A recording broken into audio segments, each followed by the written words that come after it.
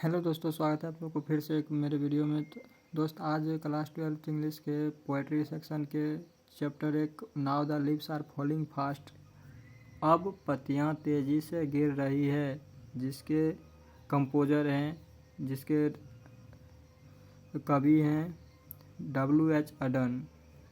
तो आज हम इस चैप्टर के एक्सप्लेनेशन देखेंगे, तो वीडियो में बने रहे। अगर वीडियो अच्छा लगे तो वीडियो को लाइक एंड चैनल को सब्सक्राइब करें, और ऐसा ही मज़ेदार वीडियो देखने के लिए मेरे चैनल पर बने रहे। तो चलिए स्टार्ट करते हैं वीडियो को।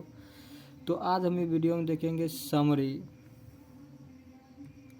Now the leaves are falling fast, अब पत्तियां तेज़ी से गिर रही है। कभी इस चैप्टर में कह रहे हैं कि ये नहीं बता रहे कि अब पत्तियां तेज़ी से गिर रही है, मतलब लोग किस तरह बच्चे से बूढ़े की स्थिति में आ रहे हैं और धीरे धीरे अस्तित्व ख़त्म होता जा रहा है। तो ये सारी बातें इस चैप्टर में कवि ने बताए हैं। तो चलिए let's for start the video. तो वीडियो देखिए। नाउ द लीव्स आर, पहले एक बात, हम इस समरी को 4 पैराग्राफ में बनाए हैं, और पहले पैराग्राफ में हम कवियों के परिचय के बारे में दिए, फिर बीच में क्या है, अंत में क्या है, किस स्टेंजा में लिखा जाता है समरी। तो वीडियो में बने रहे, पता चल जाएगा। तो चलिए वीडियो स्टार्ट करते हैं। पहला पैराग्राफ है now the leaves are falling fast, कि अब पत्तियां तेजी से गिर रहा है। Is a poem written by W.H. Auden, यानी अब पत्तियां तेजी से गिर रही है, जिसके लेखक हैं W.H. Auden. He was a English poet, वह एक अंग्रेजी कवि थे। Who later shifted to America, वह अमेरिका चले गए।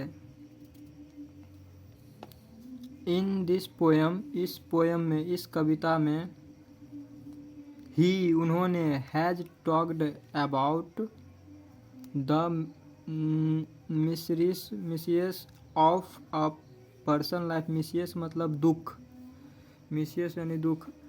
इन दिस पोएम, इस कविता में उन्होंने लोगों के दुख के बारे में बात की है। तो पहला पैराग्राफ का हिंदी है, देख लीजिए आप लोग। Now the leaves are falling fast, W.H. Auden द्वारा लिखित एक कविता है। वह एक अंग्रेजी के कवि थे जो बाद में अमेरिका चले गए। इस कविता में उन्होंने एक व्यक्ति के जीवन के दुखों के बारे में बात की है। चलिए अब अगला पैराग्राफ में चलते हैं।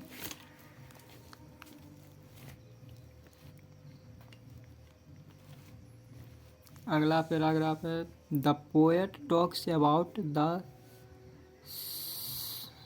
साउंड रियलिटी, यानी कड़वी सच्चाई मौत की बात कर रही है। यानी कि the poet talks about, talks मतलब बात करना, अबाउट के बारे में, द साउंड रियलिटी यानी कड़वी सच्चाई की मौत के बारे में बात कर रहे हैं कवि।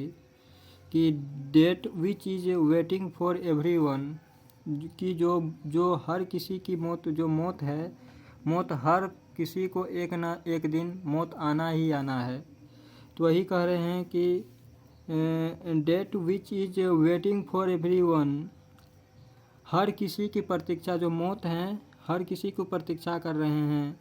वी कैनॉट, हम लोग नहीं कर सकते, कैनॉट नहीं कर सकते, इंजॉय आनंद, the life of every entirely, मतलब आनंद नहीं ले सकते जीवन भर, हमेशा के लिए आनंद नहीं ले सकते हैं।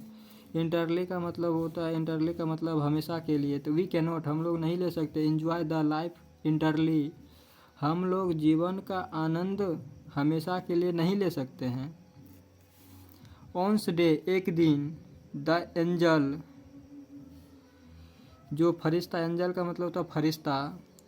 ऑन्स डे, एक दिन, angel comes put a break off on our life, एक दिन फरिश्ता आएगी और ब्रेक ऑन दिस, और हमारे जीवन को विराम देकर लेकर चले जाएगी। विराम जीवन में भी। तो once day the angel comes puts a brake on our life, एक दिन मौत का फरिश्ता आता है और हमारे जीवन को विराम देकर चला जाता है। तो आई होप कि आप लोग को वीडियो अच्छा लग रहा हो। तो ये सेकंड पैराग्राफ था, इसका हिंदी देख लीजिए। कवि कड़वी सच्चाई मौत की बात कर रहे हैं, जो हर किसी को एक दिन प्रतीक्षा कर रही है। और हाँ, मौत सच्चाई है, इट इज़ ट्रूथ, यह सत्य है कि एक दिन किसी को होना ही है और होगा। तो कवि इस यही सब के बारे में इस चैप्टर में बता रहे हैं कि हमेशा के लिए जीवन का आनंद नहीं ले सकते हैं। We can not enjoy the life every entirely. तो चलिए अगला पैराग्राफ।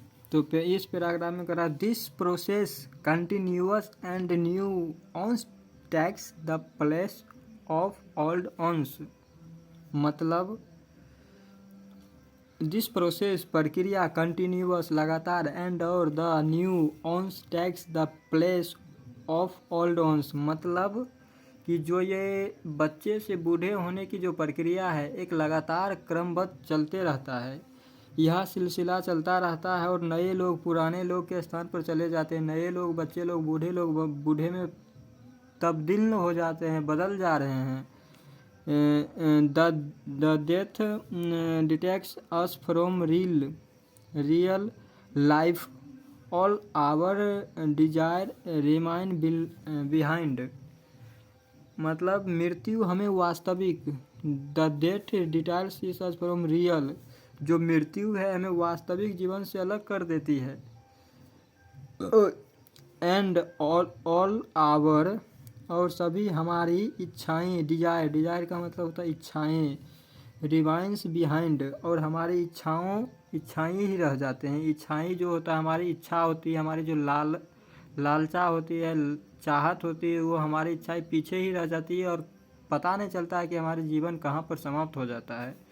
तो आई होप कि ये पैराग्राफ भी आपको समझ आया होगा। और आप लोग को एग्ज़ाम ओरिएंटेड ये जो समरी है, वेरी मोस्ट इम्पोर्टेंट समरी है, बहुत ही इजी वे में बनाए हैं और अपने लैंग्वेज में बनाए हैं।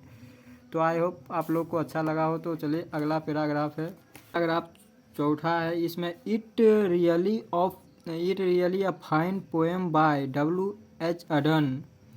जो यह कविता है, पोएम है, जो द रियली की वास्तव में ही अच्छी कविता है।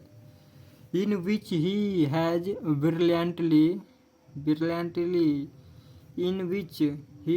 Brilliantly talked about the harsh reality death, जिसमें उन्होंने शानदार ढंग से जीवन की कड़वी सच्चाई के बारे में बताई है। ये सच है, ये कड़वी सच जरूर है कि मौत एक न एक दिन किसी को न किसी को होना ही है। मौत तो होकर ही रहेगा, ये सच है। वही कवि में बता रहे हैं। एंड और also advised us to be like a mountain who quenches the thirst of travellers in their last distress. मतलब कड़वी सच्चाई के बारे में बता रहे हैं और उन्होंने हमें यह सलाह दिया है कि हमें एक पहाड़ की तरह बने, जो एक मरते हुए मुसाफिर को भी प्यास बुझा सकती है। डिस्ट्रेस, ट्रेवलर्स द डिस्ट्रेस, हमें उस पहाड़ों की तरह बनना चाहिए। हमें उस पहाड़ों की तरह बनना चाहिए जो कि मरते दम तक किसी प्यासा को प्यास बुझा सकता है। तो इस देखिए ये भी पढ़ लीजिए। यह W.H. अडन की एक वास्तविक कविता है, जिसमें उन्होंने शानदार ढंग से जीवन की कड़वी सच्चाई के बारे में बात की है और उन्होंने यह हमें सलाह भी दिया है कि हमें एक पहाड़ की तरह बने, जो मरते हुए मुसाफिर को प्यास बुझा सकता है। तो आज की वीडियो हम यहीं पर बंद करते हैं। तो आई होप कि आप लोग को ये वीडियो अच्छा लगा होगा। मुझे तो बहुत अच्छा लगा बनाने में और अपनी लैंग्वेज में बनाया हूँ। बहुत ही आसान तरीक़ा से समरी है। चार पैराग्राफ में हमने 4 पैरा में बनाए हैं और स्टेप बाय किस पैराग्राफ में क्या कह रहे हैं कवि, उनके बारे में आलोचना किए हैं। तो जैसा भी वीडियो लगा हो आप लोग कमेंट में बताइएगा। ऐसा ही मिलेंगे फिर अगले चैप्टर में यही समरी के साथ। Thanks for watching this video.